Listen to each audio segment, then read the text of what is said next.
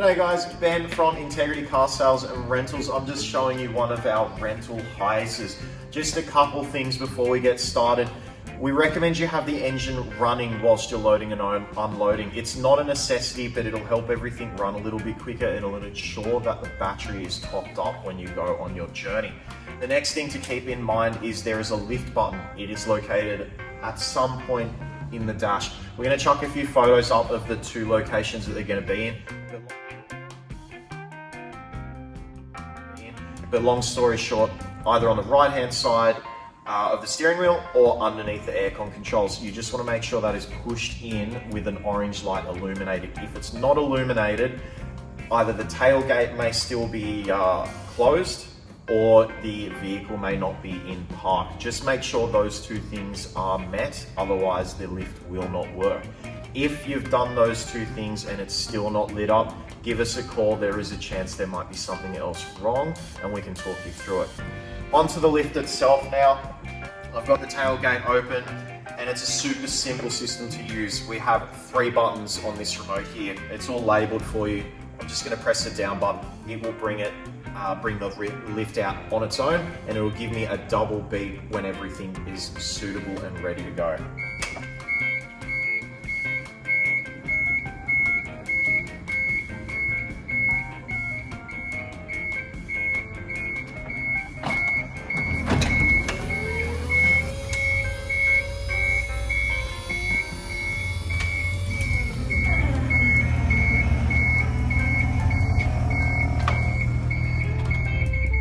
So the 2 beeps, that has indicated that the hoist is on the ground and ready to go. Just a thing to keep in mind when you're loading and unloading, make sure you try to unload on a clean surface if you can. That's not always possible, but just keep in mind little rocks and stones as they can damage things in the channel.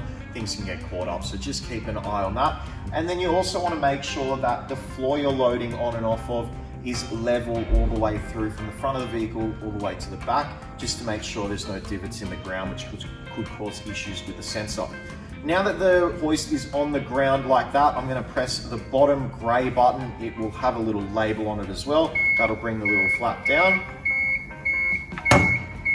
And the user is good to enter onto the platform.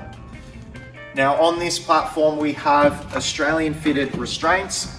These are all compliance approved and they're ready to go. The way to use these is we've got 2 on the hoist itself and then we've got 2 further into the cabin. These can come off just by pulling this little lever here upwards and sliding it off. So once again we've got that horseshoe type fitting here. You just want to make sure this face is sitting flat on this surface like so.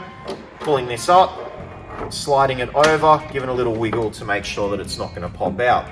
Once that's done, you've got a little red lever here. Press that down and you'll be able to unlock the belts. Once you have all 4 belts hooked onto the wheelchair, give them a little tighten down like that. You want these to be nice and tight on the wheelchair itself. Once that's all done, you've got your seat belts here. They're color marked to make it nice and easy. Your shoulder belt, gray goes into gray and cream goes into cream like so. So those are your lap belts there, your lap and shoulder belt rather. Once you're all strapped up on the back, you can bring the hoist back up into the vehicle. So I'm going to do that now. All I have to do is press the up button. I don't have to worry about that ramp. It'll sort itself out on its own. So I'm going to do that now.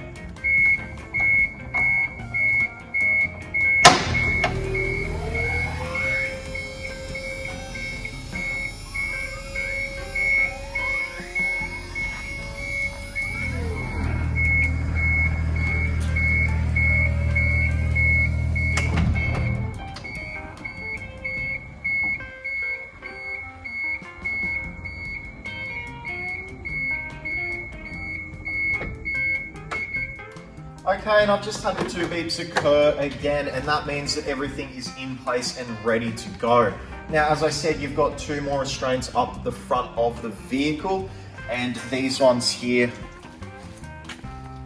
they can stay fixated on those 2 locations. All you have to do is put them onto the front of the wheelchair. They will make your 4-point restraint holding down onto the wheelchair, keeping in mind every wheelchair is different and the tie down points can be different. So just look at the user manual, have a chat to the OT if you're unsure, and they'll let you know where to tighten it down. Just another note as well with these vehicles, they are leaf sprung in the back, so you want to make sure that you're slowing down to about 5 kilometers an hour when going over speed humps or into driveways. They can get quite bouncy in the back, especially unloaded. It's what makes them so capable and able to carry such a high load.